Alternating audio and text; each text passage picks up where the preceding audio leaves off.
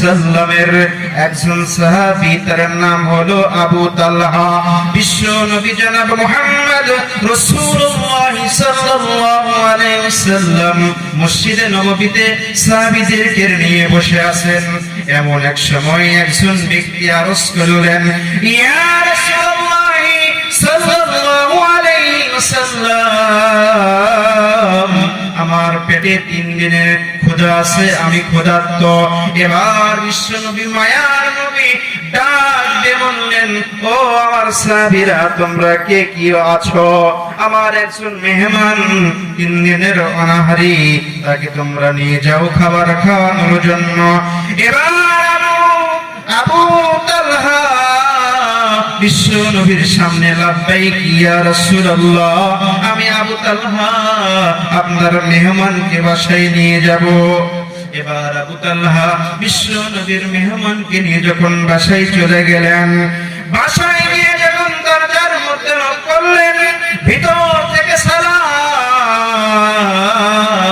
বাইরে থেকে আবু তালহা সালামের জবাব দিয়ে দিলেন, ওয়া আলাইকুমুস সালাম ওয়া রাহমাতুল্লাহি ওয়া বারাকাতুহু। এবার আবু তালহা তার প্রিয়তম জীবন সঙ্গিনীকে ডাক দিয়ে বললেন, ও আমার প্রিয়তম জীবন সঙ্গিনী, বাসায় কি আছে? খাবার কি আছে? খাবার দিয়ে দাও। আমি বিশ্ব নবী মায়ার নবীর মেহমানকে বাসায় নিয়ে আসছি। এবার আবু তালহার স্ত্রী ডাক দিয়ে বললেন, ও প্রাণের স্বামী,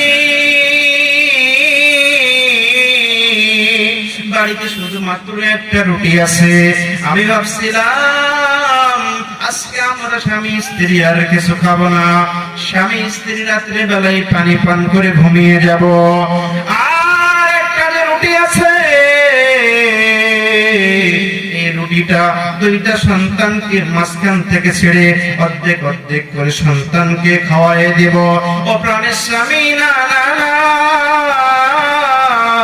আমি সন্তানের মুখে খাবার দেব না, আমরা স্বামী স্ত্রী আমরাও খাবো না। যেহেতু বিশ্ব নবীর মেহমান আমার বাসায় নিয়ে আসিছো, এই খাবারটা আমি বিশ্ব নবীর মেহমানকেই মেহমানদারি করব।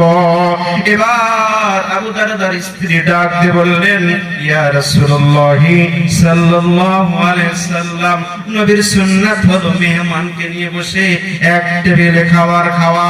এবার জীবন সঙ্গিনী ডাক দিয়ে বললেন, ও প্রাণের স্বামী, একটা রুটি যদি মেহমানকে নিয়ে যদি আপনি খাইতে বসেন, মেহমান যদি আপনাকে খাইতে বলে, আল্লাহর রাসূলের মেহমান তৃপ্তি সহকারে খাইতে পারবে না। এবার আবু তালহার স্ত্রী ডাক দিয়ে বললেন, ও প্রাণের স্বামী, আমি যখন তোমাকে খাবার দিব,